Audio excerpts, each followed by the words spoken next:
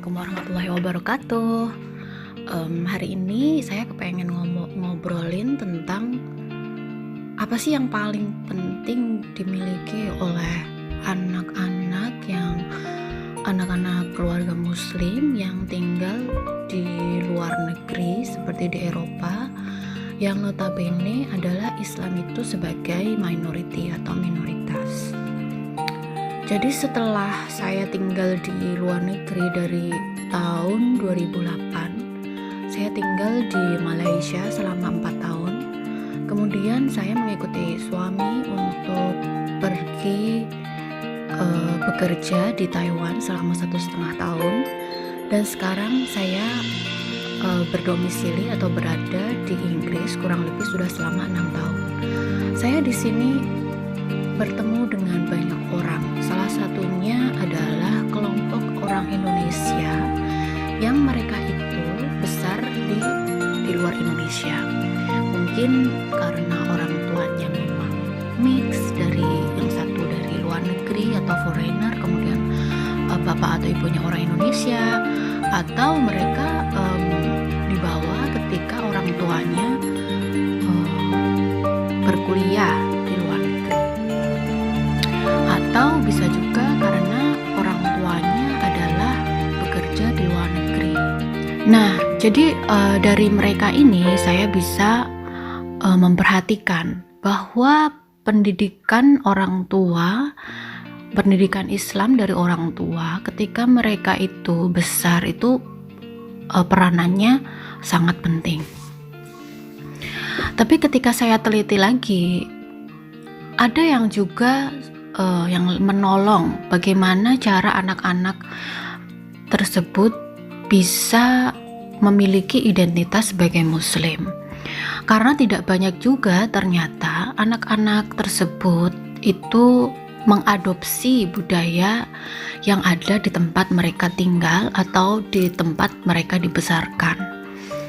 Jadi misalnya budaya kebarat-baratan dan ketimurannya sudah hilang, atau mereka tidak memiliki identitas sebagai muslim yang kuat. Dan ketika mereka besar, itu mereka mengalami kesulitan, yaitu krisis identity. Karena di luar negeri seperti di Inggris misalnya tidak banyak masjid yang itu banyak orang Indonesianya. Jadi ini sangat susah. Tapi setelah saya melihat beberapa contoh orang tua Indonesia yang berhasil membesarkan anaknya di luar negeri, saya bisa mendapatkan satu kesimpulan, bahwa pendidikan Islam di rumah itu sangat penting. Dan ketika anak kita bisa pergi ke madrasah atau dipanggilkan ustadz, itu akan menambah wawasan keislaman mereka. Dan sebetulnya tinggal di luar negeri itu merupakan ujian yang sangat real bagi identitas keislaman mereka. Lalu bagaimana mereka bisa bertahan? Padahal misalnya mayoritas teman-teman di sekolahnya atau di kelasnya itu beragama lain, berkulit lain, berpenampilan lain, dan memiliki prinsip-prinsip hidup dari orang tuanya yang sangat berbeda dengan prinsip hidup keluarga muslim.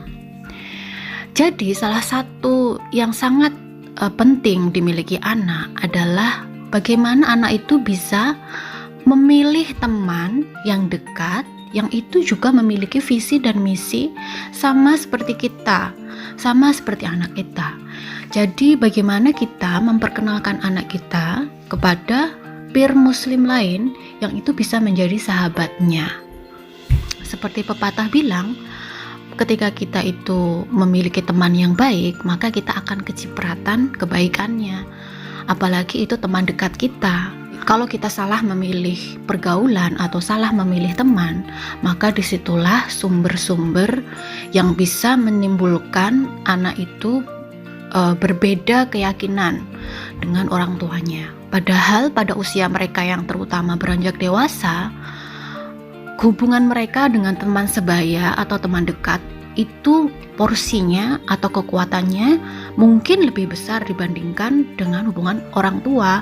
Berbeda ketika mereka masih kecil, yang mereka itu sangat tergantung sekali dengan orang tua. Jadi poinnya adalah bagaimana ketika kita membesarkan anak di luar negeri, kita memberikan anak kita itu lingkungan sehingga dia bisa menemukan best friend atau teman baik, teman yang baik, yang bersama-sama menghadapi situasi yang sama. Misalnya di sekolah, sama-sama menghadapi situasi bahwa dia seorang minoritas. Dia misalnya memakai kerudung atau tidak makan makanan yang non halal dan seperti itu. Jadi ketika anak itu memiliki teman dalam kebaikan, atau misalnya nggak harus ketemu, atau misalnya ketemunya itu tidak sering, tapi dia tuh best friend, itu sudah cukup baik. Begitu saja sharing hari ini. Semoga bermanfaat. Assalamualaikum.